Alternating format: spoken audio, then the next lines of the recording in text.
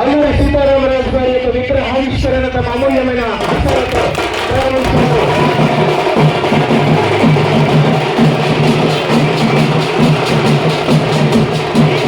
ఇవాళ అల్లూరి సీతారామరాజు 129వ జయంతి. ఈ సందర్భంగా ఒక విషయాన్ని మనం అందరూ కూడా గుర్తు తెచ్చుకోవాలి. అల్లూరి సీతారామరాజు ఒకప్పుడు మన ప్రాంతానికి చెందినటువంటి స్వాతంత్ర సమరయోధుడిగా మాత్రమే మిగిలిపోయాడు. అల్లూరి సీతారామరాజుకి ఈ 3-4 జిల్లాల్లో తప్పించి ఆంధ్ర రాష్ట్రంలో కూడా మిగతా ప్రాంతాలకు వెళ్ళినప్పుడు సీతారామరాజు గురించి పెద్దగా గుర్తింపు లేదు. అల్లూరి సీతారామరాజు నిజమైనటువంటి స్వాతంత్ర పోరాట యోధుడు. అల్లూరి సీతారామరాజు 26 ఏళ్ల వయసులోనే తన జీవితాన్ని ఈ దేశం కోసం త్యాగం చేసినటువంటి త్యాగజీవి. కాకపోతే చరిత్ర పుటల్లో అల్లూరి సీతారామరాజుకి లభించాల్సినటువంటి గుర్తింపు లభించలేదు. ఆయన ఖ్యాతి ప్రఖ్యాతులు కొంతవరకు మాత్రమే పరిమితమయ్యాయి. ఆ సందర్భంలో కేంద్రంలో ఉన్నటువంటి నరేంద్ర మోడీ గారు ఆలోచించారు, చరిత్రలో చాలా సత్యాలు దాచివేయబడ్డాయి. చాలా మంది సమరయోధులు కానటువంటి వ్యక్తులు ఆ రోజుల్లో పాలకుల కారణంగా సమరయోధులుగా కీర్తించబడ్డారు. చాలా మంది అసలైనటువంటి సమరయోధులు వారికి తగినటువంటి గుర్తింపు లభించలేదనేటువంటి విషయాన్ని గుర్తించి భారత ప్రధానమంత్రి నరేంద్ర మోడీ గారు ఏదైతే అసలైనటువంటి శిశులైనటువంటి సమరయోధులు ఉన్నారో, ఎవరైతే జీవితాలు దేశం కోసం అంకితం చేశారో, త్యాగం చేశారో వారందరినీ గుర్తించాలి. స్వాతంత్రం వచ్చినటువంటి 70 సంవత్సరాలు అయినటువంటి సందర్భంలో ఆజాదీ కా అమృత్ మహోత్సవం అనేటువంటి కార్యక్రమాన్ని తీసుకుని కిషన్ రెడ్డి గారు సాంస్కృతిక శాఖ మంత్రులుగా ఉంటే భీమవరంలో 30 అడుగుల కాంస్య విగ్రహాన్ని నెలకొల్పితే సాక్షాత్ దేశ ప్రధానమంత్రి నరేంద్ర మోడీ గారు భీమవరం వచ్చి ఆయన విగ్రహాన్ని ఆవిష్కరించిన రోజున అల్లూరి సీతారామరాజు దేశవ్యాప్తంగా కీర్తించబడ్డాడు. అది 2022 జూలై 4 అనేటువంటి విషయం మనంతా కూడా గుర్తు తెచ్చుకోండి. 125వ జయంతి. స్వాతంత్రం వచ్చి 75 సంవత్సరాలు అయినటువంటి సందర్భం. ఆనాటి నుండి అల్లూరి సీతారామరాజు దేశవ్యాప్తంగా కీర్తించబడుతున్నాడు అనేటువంటి విషయంలో ఏమాత్రం కూడా అనుమానం లేదు. దాకా చెప్తున్నారు ఒక పెద్ద ఆయన ఆవేశంతో వేదిక మీద 40 సంవత్సరాల కళ ఇక్కడ విగ్రహం పెట్టాలని నాకు శాసనసభ్యులు ఉంటే అది వేళ పూర్తయింది. మా అందరికీ చాలా సంతోషంగా ఉందనే విషయాన్ని ఆయన చెప్తుంటే చాలా ఆనందం. అల్లూరి సీతారామరాజు విప్లవ యోధుడు, పోరాట యోధుడు, రవి అస్తమించినటువంటి బ్రిటిష్ సామ్రాజ్యాన్ని గడగడలాడించినటువంటి పోరాట యోధుడు అనేటువంటి సంగతి మనం గుర్తు. ఆడుకునే వయసులో, చదువుకునే వయసులో దేశం గురించి ఆలోచించినటువంటి వ్యక్తి. ఆయన భవిష్యత్తు గురించి ఆలోచన చేయాలి,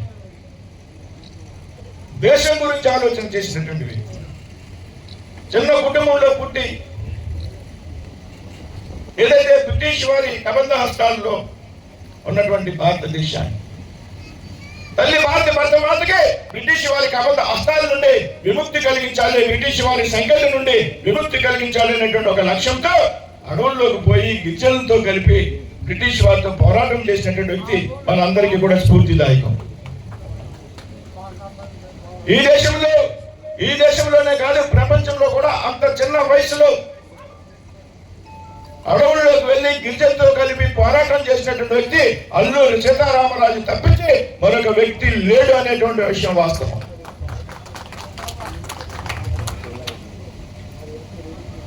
గిరిజనుల హక్కుల కోసం పోరాటం చేశారు. ఏదైతే పోడు వ్యవసాయం అంటే ఇవాళ మనం కూడా ట్రైబల్ ఏరియాలో పోడు వ్యవసాయం, ట్రైబల్ ఏరియాలో గిరిజన ప్రాంతాల్లో అడవుల్లో పండేటువంటి ప్రతి ఒక్క పంట మీద ఆ ప్రాంతంలో నివసించేటువంటి గిరిజనులకు హక్కు ఉంటుంది. ఈనాడు కూడా ఉన్నది. అది ఏదైతే బ్రిటిష్ వారు మద్రాస్ ఫారెస్ట్ యాక్ట్ పేరుతో పోడు వ్యవసాయాన్ని రద్దు చేసి గిరిజనులు కూడా అడు ప్రాంతాల నుండి బయటికి పంపేయాలనేటువంటి ఆలోచన చేసినప్పుడు గిరిజనులకు అండగా ఉన్నాడు, వారితో కలిపి ఉద్యమం చేసినాడు. అల్లూరి సీతారామరాజు కేవలం విప్లవ కారుడే కాదు, ఆయనలో అనేక కోణాలు ఉన్నాయనేటువంటి విషయం కూడా మనంతా కూడా గమనించాలి. ఆయన ఒక యోగి, ఒక సన్యాసి, ఒక గాంధేయవాది అనేటువంటి విషయం కూడా గుర్తించాలి. తపస్సు చేశాడు. ఆ రోజుల్లో సంస్కృతం నేర్చుకున్నాడు. ఆయన సన్యాసం స్వీకరించాడు. గాంధేయవాది ఒక విప్లవకారులో గాంధీ తత్వం కూడా ఉన్నది. ఏదైతే గాంధీజీ పిలుపు ఉన్నదో ఆ పిలుపును స్వీకరించి అడవుల్లో ఉన్నటువంటి గిరిజనులతో మద్యం మార్పించి వాళ్ళంతా కూడా చేనేత నేత వస్త్రాలను ధరించాలని వారందరినీ కూడా మార్చినటువంటి వ్యక్తి అల్లూరి సీతారామరాజు. కేవలం 20 సంవత్సరాలు 19 సంవత్సరాల వయసులో ఎంత అవగాహన ఉన్నటువంటి వ్యక్తి దేశం మీద. రంప తిరుగుబాటు చేశాడు. పోలీస్ స్టేషన్ మీద దాడి చేశాడు. చింతపల్లి కానివ్వండి, కేడీపేట కానివ్వండి, రాజబొమ్మని కానివ్వండి, పోలీస్ స్టేషన్ మీద దాడి చేసి వారు ఆయుధాలు తెచ్చి వారితోనే యుద్ధం చేసినటువంటి గనుడు అల్లూరి సీతారామరాజు. ఈ పోలీస్ స్టేషన్ మీద దాడి చేసినటువంటి సందర్భంలో కూడా అదను చూసి దాడి చేయలే శత్రువుల మీద. ఫలానా రోజుని ఫలానా సమయానికి వచ్చి నీ పోలీస్ స్టేషన్ మీద దాడి చేసి నీ ఆయుధాలు తీసుకువెళ్తానని చెప్పి, సమయం చెప్పి, తేదీ చెప్పి పోరాటం చేసి దాడి చేసినటువంటి వ్యక్తి అల్లూరి సీతారామరాజు. అటువంటి వ్యక్తి యొక్క జీవితం మనందరికీ ఆదర్శం కావాలి, మనందరికీ స్ఫూర్తి కావాలి. అల్లూరిలో ఉన్నటువంటి దేశభక్తి మనందరికీ ఉండాలనేటువంటి విషయాన్ని కూడా ఈ సందర్భంగా మనం గుర్తు తెచ్చుకోవాలి. ఈ విధంగా విగ్రహాలను ఆవిష్కరించడం ఒక మంచి కార్యక్రమం. ఈ విధంగా వర్ధంతులు జయంతులు జరపడం కూడా ఒక మంచి సాంప్రదాయం. అయితే మనంతా కూడా ఇక్కడ ఒక విషయాన్ని గుర్తుపెట్టుకోవాల్సినటువంటి బాధ్యత ఉన్నది అనేటువంటి విషయాన్ని సందర్భంగా చెప్తున్నాం. కేవలం విగ్రహావిష్కరణ చేసినంత మాత్రాన, కేవలం జయంతులు వర్ధంతులు చేసినంత మాత్రాన అల్లూరి సీతారామరాజుని మనం గౌరవించినట్ట, ఆయన జీవితాన్ని మనం ఆదర్శంగా తీసుకున్నట్ట అనేటువంటి విషయాన్ని మనం అంతా కూడా ఆత్మావలోకనం చేసుకోవాలి. అల్లూరి సీతారామరాజుని గౌరవించడం అంటే, అల్లూరి జీవితాన్ని ఆదర్శంగా తీసుకోవడం అంటే, మనం కూడా వారి బాటలో ప్రేమించాలి అంటే మనలో కూడా ఎంతో కొంత త్యాగం చేసేటువంటి గుణం ఉండాలి, ధైర్యం ఉండాలి, దేశభక్తి ఉండాలి. అవసరమైనటువంటి దేశం కోసం ఎంతో కొంత త్యాగం చేయాలి అనేటువంటి ఆలోచన మనందరిలో కూడా ఉండాల్సినటువంటి అవసరం ఉంది. దేశం కోసం త్యాగం చేయడం అంటే ఇవాళ కొండ కోణంలోకి, అడవుల్లోకి వెళ్ళి మనం ఎవరు యుద్ధాలు చేయవలసినటువంటి అవసరం లేదు. గిరిజనులతో కలిపి విదేశాలతో పోరాటాలు చేయవలసినటువంటి అవసరం లేదు. ఇవాళ దేశభక్తి అంటే, స్ఫూర్తి అంటే దేశం కోసం అవసరమైనటువంటి సందర్భాలు, లేకపోతే మనం పుట్టినటువంటి గ్రామం కోసం అవసరమైనటువంటి సందర్భాల్లో, మనం పెరిగినటువంటి పరిసరాల అభివృద్ధి కోసం అవసరమైనటువంటి సందర్భాల్లో మనం ఎంతో కొంత త్యాగం చేయాల్సినటువంటి అవసరం ఉన్నది. ఆ రోజే అల్లూరి స్ఫూర్తిని మన ఆదర్శంగా తీసుకున్నాం అనేటువంటి విషయం ఈ సందర్భంగా గుర్తు చేసుకున్నాం. ఇవాళ భారతదేశం ప్రపంచ దేశాల్లో అత్యంత శక్తివంతమైనటువంటి దేశంగా మారింది. ఇవాళ ప్రపంచంలో అతిపెద్ద 4వ ఆర్థిక వ్యవస్థగా భారతదేశం ఉన్నది. జపాన్ అధిగమించి 4వ స్థానాన్ని ఆక్రమించి రాబోయే 2 రోజుల్లో అతి కొద్ది రోజుల్లోనే 3వ స్థానాన్ని ఆక్రమించబోతా ఉంది. భారతదేశం రాబోయే 2 రోజుల్లో ప్రపంచానికే విశ్వ గురువుగా మారబోతుంది అనడంలో ఏమాత్రం కూడా సందేహం లేదు. ఇవాళ భారతదేశం యొక్క అభివృద్ధిని చూసి, భారతదేశం యొక్క శక్తిని చూసి ప్రపంచ దేశాలు తడబడేటువంటి అవకాశం కనపడుతూ ఉన్నది. ఒకప్పుడు అగ్ర రాజ్యాలుగా వెలువెల్లాడినటువంటి దేశాలు భారతదేశం ముందు కుదేలైపోయినటువంటి పరిస్థితి ఇవాళ ప్రపంచంలో కనపడుతూ ఉంది. కేవలం పాలకుల యొక్క చిత్తశుద్ధి, పాలకులకి దేశం మీద ఉన్నటువంటి అంకిత భావం కారణంగా, ఈ దేశం నాది అనేటువంటి ఒక ఆలోచన కారణంగా, ఈ దేశ ప్రయోజనాల కన్నా నాకు ఏ ప్రయోజనాలు కూడా ముఖ్యం కాదు అనేటువంటి ఆలోచన కారణంగా ఇవాళ భారతదేశం బలమైనటువంటి దేశంగా నిర్మాణం జరుగుతూ ఉంది అనేటువంటి విషయాన్ని ఈ సందర్భంగా చెప్తాము. అల్లూరి ఆదర్శాలని, స్ఫూర్తిని మనకు ముందుకు తీసుకువెళ్ళాలి అంటే బలమైనటువంటి భారతదేశం నిర్మాణంలో మనమంతా కూడా ముఖ్యమైనటువంటి పాత్ర, భూమిక పోషించాలి అనేటువంటి విషయాన్ని చెప్తా ఉన్నాం. బలమైనటువంటి భారతదేశం నిర్మాణంలో మనం అంతా భాగస్వాములైనటువంటి మాత్రమే అల్లూరికి నిజమైనటువంటి నివాళి అనేటువంటి విషయాన్ని సందర్భంగా చెప్తూ ఉన్నాం. కాబట్టి మిత్రులు చాలా సంతోషం, ఒక మంచి కార్యక్రమానికి ఊళ్ళో శ్రీకారం చుట్టినందుకు. అభిమానం, మమకారంతో అది కూడా రాబోయే తరం గుర్తుపెట్టుకునే విధంగా మరి 129వ జయంతి సందర్భంగా అల్లూరి సీతారామరాజు గారి విగ్రహ ప్రతిష్ఠ చేయడం చాలా గర్వకారణం అని చెప్పి నేను తెలియజేస్తాను. మరి ఇందులో నన్ను కూడా ఆహ్వానించడం కూడా గర్వంగా ఫీల్ అవుతున్నాను. ఏది ఏమైనా మనం గ్రామంలో పుడతాం, బయటకు వెళ్తాం, ఎంతో సంపాదించుకుంటాం. ఎప్పుడు కూడా మన గ్రామం మీద అభిమానం, గ్రామంలో అభివృద్ధి మీద ఆలోచన ఉండడం ఉన్న ఆ మనలందరికీ ధన్యవాదాలు నేను తెలియజేస్తాను. మరి అల్లూరి సీతారామరాజు గారు మన్యంలో ఉన్న ప్రజల కోసం పోరాడి ఆ రోజుల్లో బ్రిటిష్ వాళ్ళు తుపాకులతో పోరాడుతుంటే అల్లూరి సీతారామరాజు గారు బాణాలతో పోరాడేవారు. ఆయన స్ఫూర్తితోటే సుభాష్ చంద్రబోస్ గారు కానీ వీరందరికీ కూడా స్వాతంత్ర ఉద్యమంలో పాల్గొనాలన్న యువతకు కానీ ఆలోచనలు వచ్చినాయి అంటే అది ఒక అల్లూరి సీతారామరాజు గారి యొక్క పోరాటం అని చెప్పి మేము అందరికీ తెలియజేస్తున్నాం. ఆ వయసులో ఆయన చేసిన ధైర్య సాహసాలతో మరి చాలా కార్యక్రమాలు చేశారు. మరి అంతేవిధంగా మరి నరేంద్ర మోడీ గారి ఆధ్వర్యంలో భీమవరంలో కూడా మరి 30 అడుగులు సీతారామరాజు గారి విగ్రహం పెట్టడం, సాక్షాత్ ప్రధానమంత్రి గారు కూడా ఆయనకి ఇచ్చిన గౌరవం కూడా అపారం అని చెప్పి తెలియజేస్తాం. అలాగే మన కూటమి ప్రభుత్వంలో ముఖ్యమంత్రి చంద్రబాబు నాయుడు గారు భోగాపురం విమానాశ్రయానికి కూడా అల్లూరి సీతారామరాజు గారి పేరు పెట్టడం, అదేవిధంగా అక్కడ కాంస్య విగ్రహం కూడా త్వరలోనే ఆవిష్కరిస్తారని కూడా నేను తెలియజేస్తా ఉన్నాను. ఏది ఏమైనా మరి ఈ రాష్ట్రంలో అందులో మన ప్రాంతంలో విజయనగరం నుండి విశాఖపట్నం నుండి ఆయన చేసి, అలాగే మా దగ్గర ప్రతిపాడు పోలీస్ స్టేషన్ మీద కూడా దాడి చేశారు, బొమ్మంగి పోలీస్ స్టేషన్ మీద కూడా దాడి చేశారు.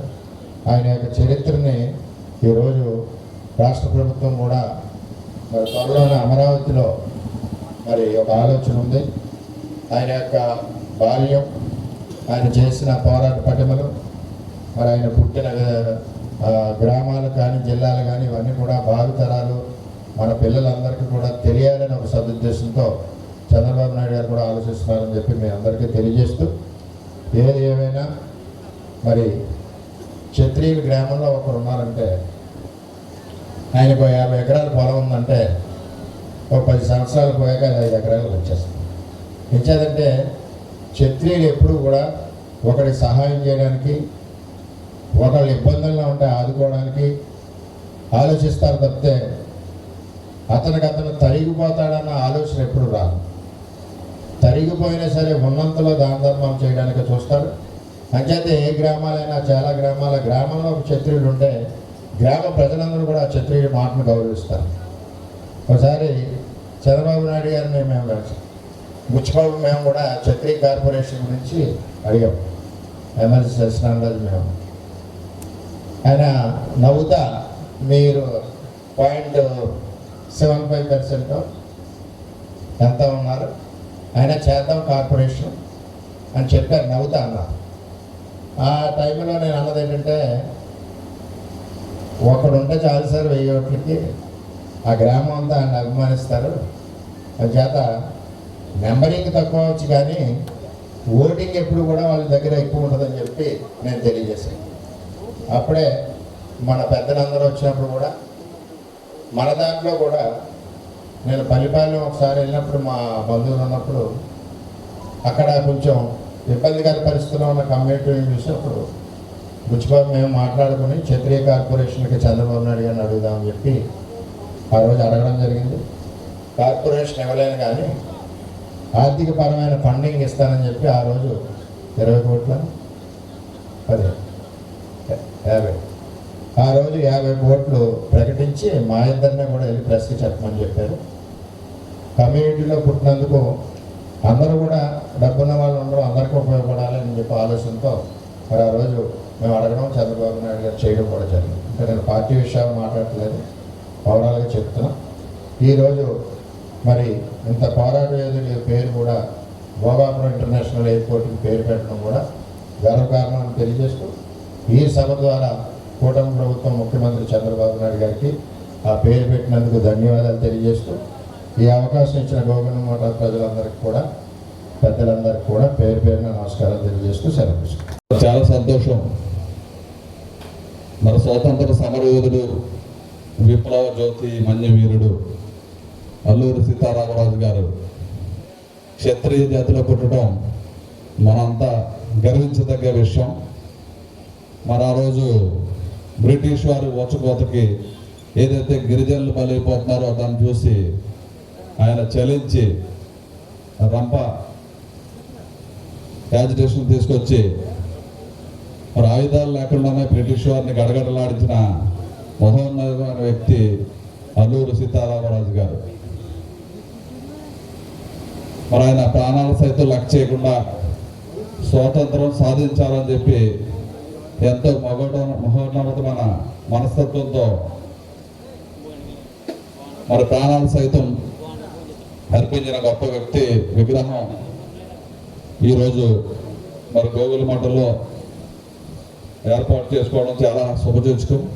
దానికి ప్రత్యేకంగా సాగి నరసింహరాజు గారి కుటుంబ సభ్యులు, సాగి సూర్యనారాయణ గారి కుటుంబ సభ్యులు, మన లక్ష్మీపతిరాజు గారి ఇలా గ్రామస్తులు అందరూ కూడా సహకరించి ఒక అద్భుతంగా ఏర్పాటు చేసుకోవడం చాలా శుభసూచకం.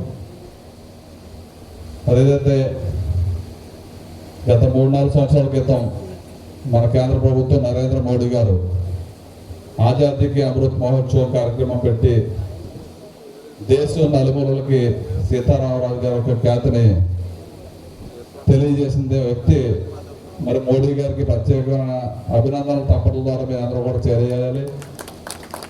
అదేవిధంగా మళ్ళీ కూటమి ప్రభుత్వంలో మరి భోగాపురంలో ఇంటర్నేషనల్ ఎయిర్పోర్ట్కి అల్లూరి సీతారామరాజు గారి నామకరణ చేయడం మనంతా గర్వించదగ్గ విషయం. మన రాష్ట్ర ప్రభుత్వానికి కూడా ప్రత్యేక అభినందనలు తెలియజేసుకోవాలి.